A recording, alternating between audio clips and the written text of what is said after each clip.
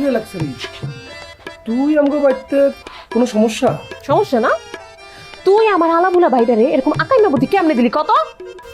আরে কি হয়েছে কবি তো? কিরে বাবুলে কি হয়েছে? বাবুলারে জিজ্ঞাসা আমারে জিগা। তুই কেন লেগে আমার ভাইরে কইছিস বাবুলের বাইকটা খাই দিতে? হ্যাঁ নাই নাই তো মামলা দিতে লইছে।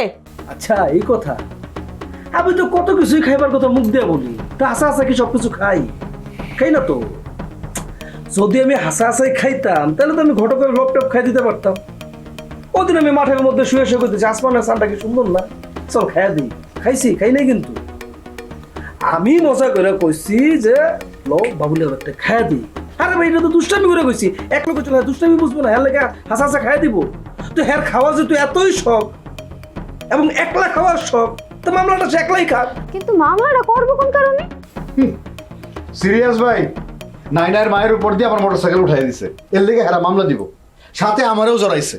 আর আমার কি দোষ এখানে? হ্যাঁ, আর জুললে তুই এটা কোনো কাম করলি? তোরে আমি খাওয়াইলাম পড়াইলাম, তোর বিপদের দিনে আমার ঘরে আমি তোরে আশ্রয় দিলাম, আর সেই তুই সিরিয়াস ভাইরে বুদ্ধি দেস আমার বাইক খাই দেওয়ার জন্য? হ্যাঁ, মাইসে কি আর এমনি কয়? অমানুষ কোনোদিন মানুষ হয় না।